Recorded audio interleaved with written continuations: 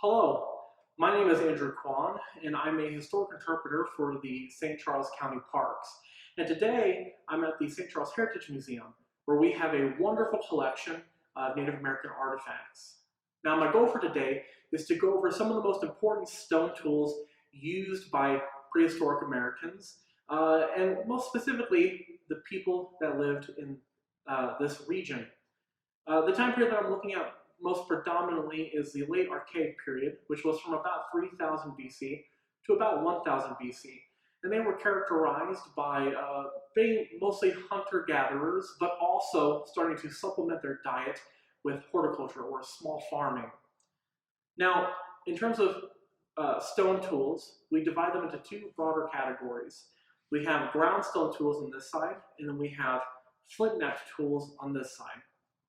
For ground stone tools, they're predominantly made out of basalt, granite, rhyolite, and they would grind them down or peck them with other rocks until they got into a shape that they wanted, and then would also often polish them smooth.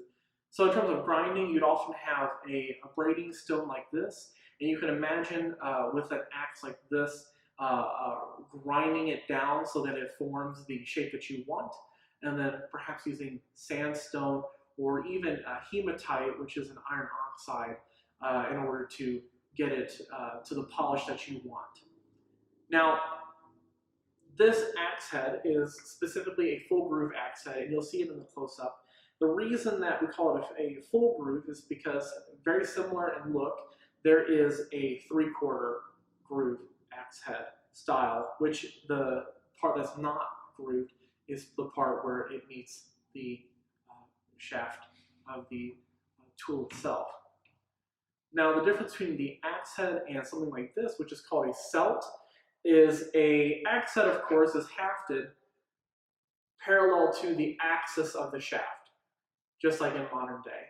However, a celt like this would be hafted perpendicular to the axis of the shaft, just like this.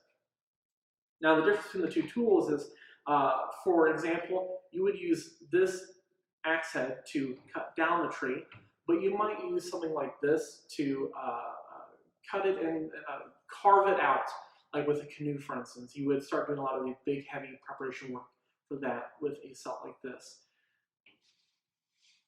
Now, for flint-knapped tools, they're predominantly made out of flint, obsidian, chert, materials like that easily break and flake off, but they give you a certain amount of control to the shape as well, and can maintain a very, very sharp edge. So many of your finer cutting tools are made out of flint-knapped rock. Now, for something like this, this is a farming hoe. So this would be used, for instance, with horticulture to start breaking up the dirt and prepare it for farming. And the reason we know that this one has been used by someone way, way back, many thousands of years ago, is in the close-up, you'll see this sort of glossy, shiny look to it.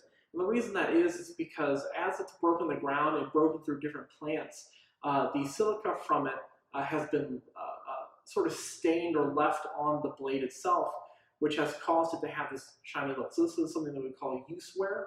And so this is something that we use to see if they've actually used it or not. And this one has certainly been used. This right here is a preform. I have a couple of them here. And a preform is exactly that. It is, at the moment, nothing particular. And so a preform is probably well on its way to becoming a blade of some kind, whether it's a projectile point like an arrowhead or spearhead, or maybe even a knife. But it has been taken off of the core, it's been shaped down a little bit, but it hasn't reached its final destination quite yet. This, of course, is an arrowhead. It's one of the projectile points, the other one being, of course, a spearhead. And of course, you'll see two examples of them here. Now, for these, the thing about projectile points is that of all the different stone tools, these have the largest amount of variation in them, which is super interesting. And so you can look online, and there are hundreds and hundreds of different kinds out there that have been made. which makes looking at them quite interesting, as no two are ever quite the same. But what happens when a tool breaks, any of these breaks?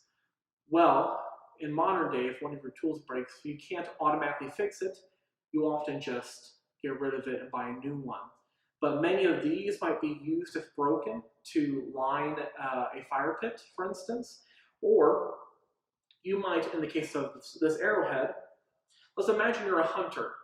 And when you went out hunting to maybe go out for deer, you forgot a scraper to scrape the hide off when you had killed the deer and were doing all the processing work.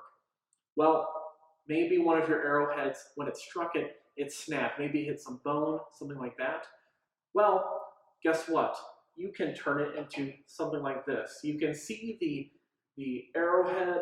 You can see the base here where it was connected to the shaft of the arrow, but it has been turned into a scraper just like this. So this really shows the ingenuity and the resourcefulness of these prehistoric peoples, because they had to make the best of what they had when they had super little. And so they let nothing go to waste because they just couldn't afford to. When you spend this much time making these stone tools, you're certainly not just going to toss them out when they break. You're going to try to make the most out of them. Anyways, thank you so much for watching the video. I hope that I stirred up some interest in the topic for you. Please feel free to let us know if you want more videos about this or any other subject that we might be able to cover. But again, thank you so much for watching the video. I hope you have a great day. Thank you so much.